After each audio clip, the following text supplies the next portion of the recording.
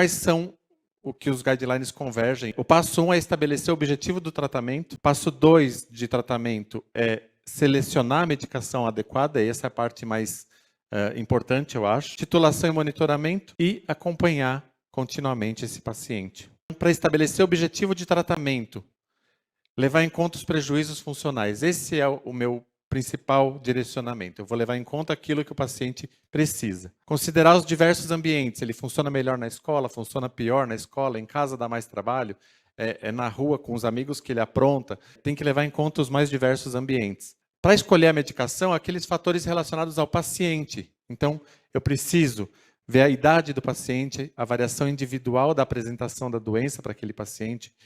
Quanto que eu preciso de efeito? Ele precisa de efeito só na parte da escola, que é onde ele tem mais prejuízo? Ele precisa de efeito o dia inteiro para a medicação?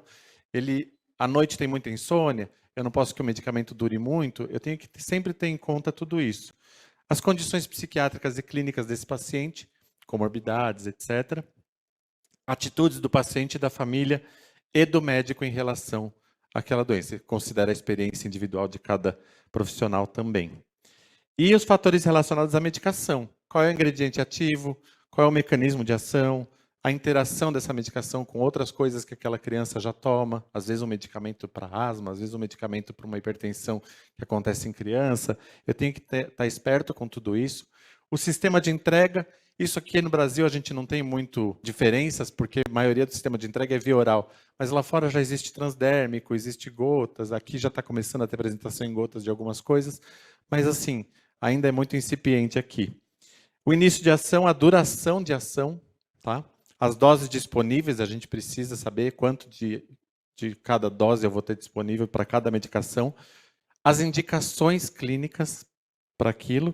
E o mais importante é o acesso. Não adianta prescrever um medicamento de R$500 se o paciente não tem a menor condição de comprar aquele medicamento. Ah, mas é primeira linha. Mas vai ficar na farmácia, não vai ficar na boca do paciente. Então, a gente tem que levar em conta as combinações possíveis, os riscos de abuso, de uso indevido da medicação, que infelizmente pode acontecer, e uma consideração diferente aí em relação ao uso de genéricos, tá? Porque, por lei, eles têm uma diferença que pode existir de 20% para menos até 25% para mais em relação à referência. Então, a gente tem que levar em conta isso quando for prescrever. Contraindicações, a gente só vai ter em relação à hipersensibilidade. Mas algumas precauções a gente tem que ter com a medicação, principalmente com doenças cardíacas, pacientes com bipolaridade, psicose e gestantes e lactantes. A gente tem que ter algumas precauções, sempre pesando o risco e o benefício. E o monitoramento da medicação, em crianças, de fato, a gente vai monitorar peso e altura, sintomas maníacos, sintomas psicóticos, ansiosos, depressivos, ideação e comportamento suicida. Também é importante a gente sempre olhar. E tudo isso que eu estou falando, os guidelines, todos eles falam desses itens. Comportamentos agressivos também e irritabilidade e oscilações de humor. Para a gente escolher o medicamento, a idade importa, os prejuízos, a preferência do paciente, afinal de contas, eu vou tomar gotas, eu prefiro gotas, eu não consigo engolir comprimido, qual é a minha preferência? O histórico familiar, custo e acessibilidade, problemas para deglutir e transtornos comórbidos, tudo isso levar em conta. Titulação e monitoramento, um calendário para visitas com o paciente, ou pelo menos para contato do paciente com o médico, para a gente monitorar tudo isso. Contato precoce em caso de efeitos adversos ou inesperados, isso também é importante. Cada vez mais tem se falado em uso de escalas na prática clínica, então sempre que possível, usar escalas para monitorar a resposta. E o acompanhamento, ele segue o modelo de doença crônica, afinal de contas, o TDAH, ele vem desde lá de trás, é um transtorno do neurodesenvolvimento. Então, eu tenho que ter um cuidado integrado, proativo, um envolvimento de pacientes e de familiares no cuidado da doença, abordagem multimodal, na maior parte das vezes. Psicoeducação é super importante e, às vezes, abordagem por outros especialistas. Uma neuropsicóloga, que talvez eu precise ver, para detectar outros transtornos ou para detectar o grau de comprometimento do intelecto daquele paciente, para ver se a inteligência mascara alguns sintomas de TDAH, que acontece muitas vezes. O que a gente considera antes de trocar uma medicação quando ela não dá certo? Primeiro, dose. Eu cheguei numa dose boa, e aí já vem o T ali, o tempo bom também dessa dose o paciente tomando. Se não, eu não vou trocar a medicação, a menos que tenha sido por outro motivo, por efeito colateral. Mas se eu cheguei em dose boa e não cheguei num tempo bom de medicação, eu não vou trocar ainda. O A, todas as medicações de primeira linha foram tentadas antes de eu pular para um de segunda linha? É o all, né? Todas as medicações? Sim, não.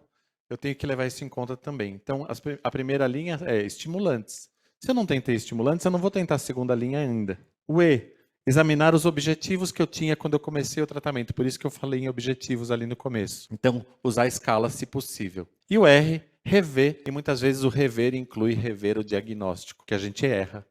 E errar é humano, eu espero.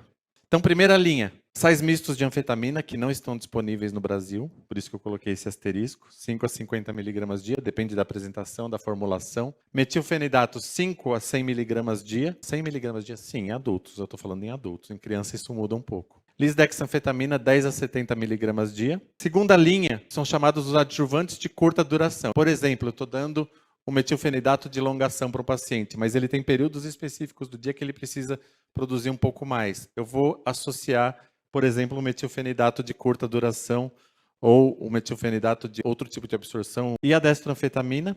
Segunda linha também, como adjuvantes não psicoestimulantes de longação, que vão ter essa ação receptor alfa-2 adrenérgico, é a guanfacina ER, de 1 a 7 miligramas. Esse é o guideline canadense. Outros guidelines falam da clonidina também. Aqui a gente não tem a guanfacina de nenhuma apresentação. Segunda linha, os noradrenérgicos, a atomoxetina, meio miligrama quilo, até 100 miligramas dia. As apresentações que a gente tem são diferentes, mas meio miligrama quilo de modo geral. Metilfenidato 6 a 12 anos, apresentação de longação, de 6 a 12 anos também. Apresentação ouros, a partir de 6 anos. Nos Estados Unidos existem 13 marcas de metilfenidato, destro-levometilfenidato, e uma marca de destro-metilfenidato. As anfetaminas, existem 6 marcas de destro-levoanfetamina, 5 marcas de destroanfetamina e lisdexanfetamina. Então aqui a gente só tem a lisdexanfetamina, que é a partir dos 6 anos. A atomoxetina, a partir dos 6 anos também. Doses de 10, 18, 25, 40, 60 e 80. Meio a 1,2 miligramas por quilo e adultos 40 a 100 miligramas. A clonidina também no Brasil, o uso é off-label porque não temos a clonidina de liberação lenta. Em TDAH 0,1 a 0,4 miligramas dia. Uso off-label, isso não está